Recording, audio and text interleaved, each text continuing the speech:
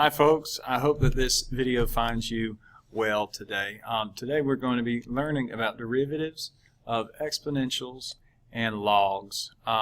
Just a small warning, this lesson does take a few minutes, so I will do my best to make this short and make smaller videos so that it doesn't drain you. So derivatives of exponentials and logs. So many mathematicians agree that Euler's number and the function e to the x, sorry about the bell, are two of the most beautiful and widely applied concepts in areas of science, social studies, and business. And in calculus, this number does not disappoint. Before unraveling the beauty, e's beauty in calculus, let's define the number e. The number e you would see as the limit as n approaches 0 of the sum 1 plus 1 over n raised to the n power, which is still equal to the limit as n approaches 0, the sum 1 plus n, all raised to the 1 over n. Now, if you want to see some more about that, you can go over to the Khan Academy by scanning this QR code. But so that I don't get off of the text too much, I'm going to stop jibber-jabbering and start reading. So we use its formal definition to find the derivative of e to the x using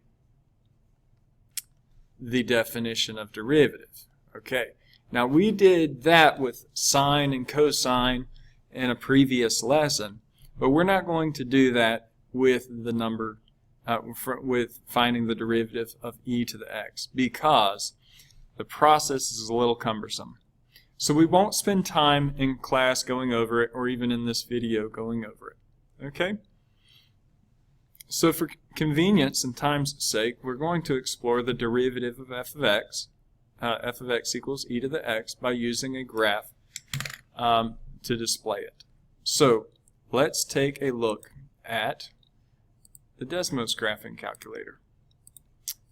You can use your graphing calculator at home, but I'm going to type in f of x equals e to the x power. And that gives us this nice curve that we should be pretty familiar with. So if I want to take the derivative, d dx, of f of x, the red graph shows us, well, in this case it's showing us exactly the black graph. So what should that tell us? Well, that's going to tell us that the derivative of e to the x is actually e to the x. Okay? And another way of writing the derivative of f of x is just f prime of x. So let's check that one. Yep, and f prime of x gives us the exact same graph. So let's go on back over and make that sketch. Oops, wrong button. Okay, so that sketch should look something like, let's see, at 0, e to the 0 is 1. I'm having all kinds of issues here. Okay, so we'll just sketch it, and then you sketch e to the x and also the derivative of e to the x. So we can just say that the f of x equals f prime of x. This is the only time in calculus, this is the only function in all of calculus where the function equals the slope value on its entire domain. Alright, so let's try the same thing for g of x equals 2 to the x. Well, I'm going to name it differently, so maybe I'll start off and say g of x equals 2 to the x power. Looks like an exponential, like we expect. Now this one's a little bit different.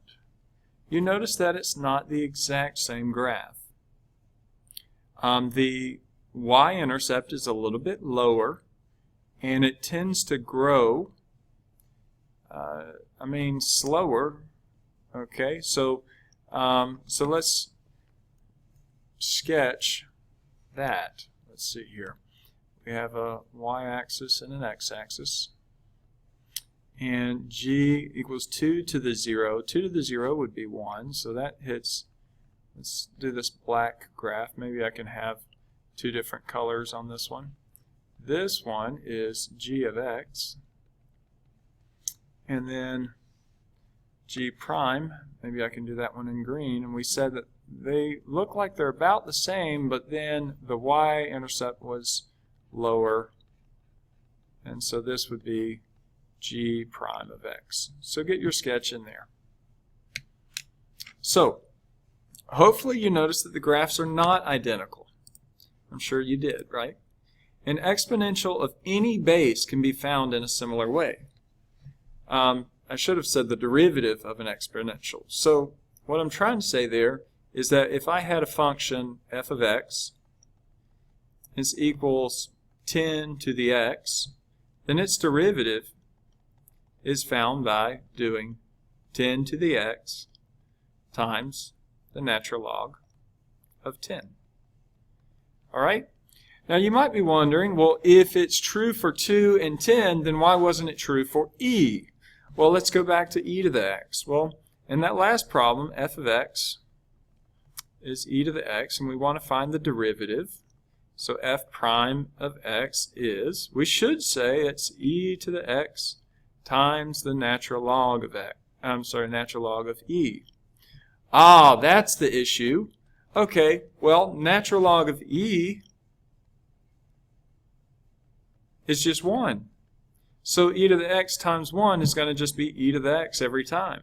So that's why you didn't see that natural log of e when we did that first derivative. Okay? So let's do maybe a couple of examples. I'm looking at the time here to make sure that I don't go overboard with how much I'm recording.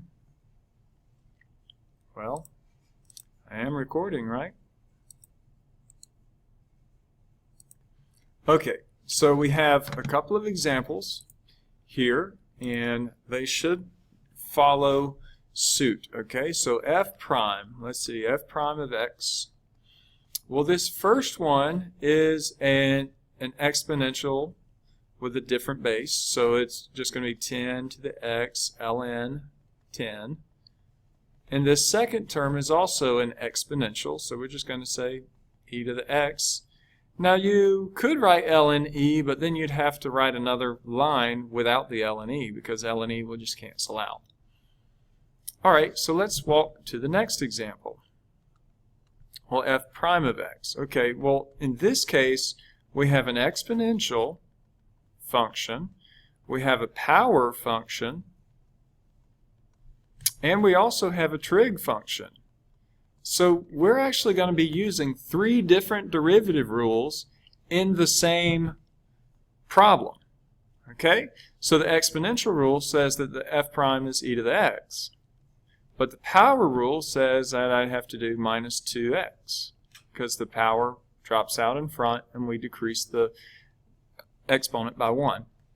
And then the trig rule that we reviewed in our last video was plus, let's see, derivative of sine is cosine with no sign change, okay? And that's how you would find the derivative. Now let's find the derivative of the natural log of x. So graph the function along with its derivative and sketch your results. So I'm going to jump over to Desmos again. But this time I'm going to graph, let's call it h. h of x equals, well, now I've forgotten which one we're doing. Okay, 1 over x, right? So 1 over x. Nope, it was natural log of x. Jumping ahead.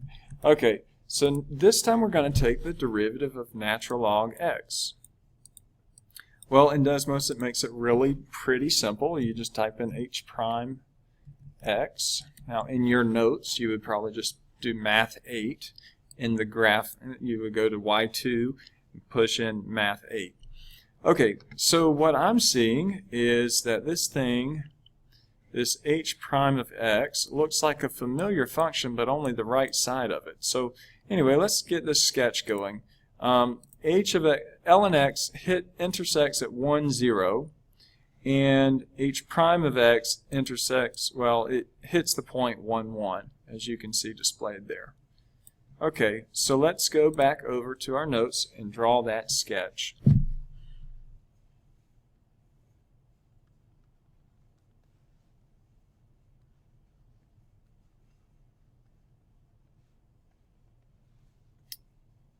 So at 1, 0, the natural log will intersect, and then we'll come back down, and then we'll almost, you can almost think of it as a vertical asymptote, but it'll never touch the y-axis. Okay? And so that was the function. I guess they named it, we named it y in here. We'll just call it h of x equals ln x. Okay? We'll just name the whole thing. And then we'll go and we'll draw the other one in red, and we said the other one in red would intersect at 1, 1, and it kind of looks like this. It comes down, and then it flattens out so that it will never hit the x-axis. All right? So, that is a familiar function. It should look familiar, but it's only the right side of it. So close examination of this graph brings us to realize that y prime is actually 1 over x, okay? But it's not just 1 over x. It's actually 1 over x with a domain x greater than 0. So let me show you what I'm talking about through Desmos, and I think that might be enough for this one video.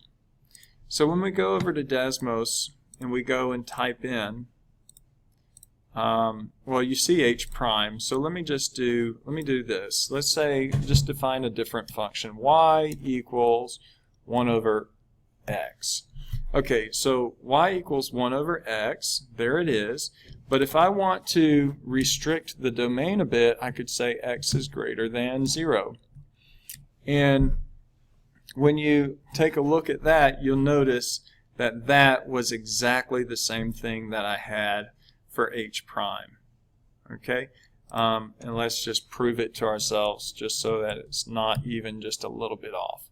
So what you can see through that display right there is that that black one and the red one are exactly on top of each other, so that when I turn the red one on and off, you can see that they match. So I think that that is about, oh, that brings me to another point. Another point is that the domain of the derivative will have to match the domain of your original function. So let's write that somewhere, and then we're going to be finished with this video. So the domain of the original function should match the, well, that's not necessarily true either. Okay, so sometimes if assuming that the graph is smooth and is differentiable in all places, the domain of the original function should match the domain of the derivative. Okay, so it's not an entirely true statement, what I said right there, but it is true if we're talking about a differentiable function. The domain of a differentiable function should match the domain of the derivative. Okay, I think I like that. All right, so in the next video, we're going to walk through all these examples. So in this video, I did my best in teaching you guys derivatives of exponentials and logs, and in the next video, we're going to walk through some problems.